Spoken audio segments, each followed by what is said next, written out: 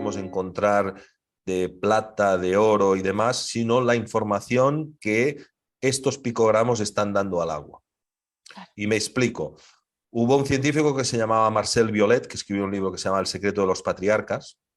Este hombre hizo un experimento que consistía en dinamizar el agua. Y lo que colocaba era un electrodo de oro, de plata, de platino, de cobre, de lo que tú quieras. Y de ahí captaba con un circuito, con un condensador hecho con cera de abeja, captaba energía del ambiente, ¿no? Entonces, cuando él analizaba el agua, veía que ese oro no estaba en el agua y, sin embargo, había perdido masa el electrodo. Es decir, él veía que se habían perdido unos miligramos de oro o de plata o de cobre, pero el agua no se encontraba. Entonces, esa agua, cuando la daba a personas, hizo pruebas en hospitales con experimentos con doble ciego, esa agua funcionaba muy bien para dar energía, para recuperarse mejor de las enfermedades, etcétera, etcétera. Y entonces, cuando él desdinamizaba el agua, que eso puede ser, por ejemplo, en contacto con un objeto metálico, bueno, sería largo de explicar cómo se desdinamiza el agua, inmediatamente ese elemento aparecía, es decir, ahora sí aparecía el oro, pero en cambio las propiedades de esa agua habían desaparecido por completo.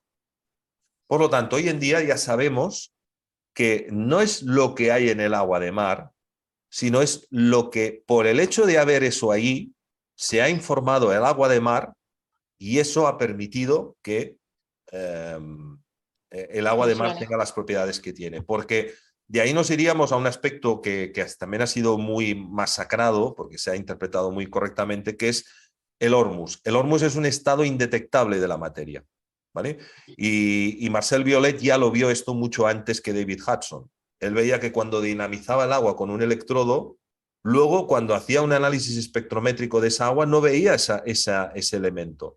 Pero las propiedades del agua habían cambiado completamente. O sea, hacía experimentos con ratas y las ratas tenían muchísima más vitalidad, además las echaba en agua y veía que salían muchísimo más rápido del agua que las aguas de control. O sea, que había un efecto es innegable, ¿no?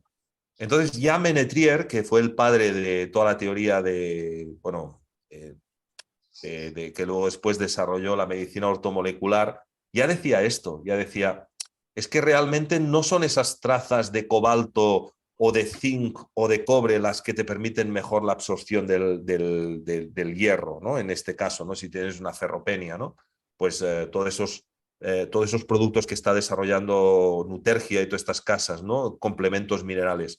No es en realidad el cobre lo que te está haciendo absorber el hierro, sino es la información que el cobre está aportando en esas trazas lo que te está permitiendo que funcione muy bien la absorción de ese oligoelemento y por tanto todos los procesos metabólicos, las cascadas enzimáticas, todo esto pasa a funcionar muchísimo mejor.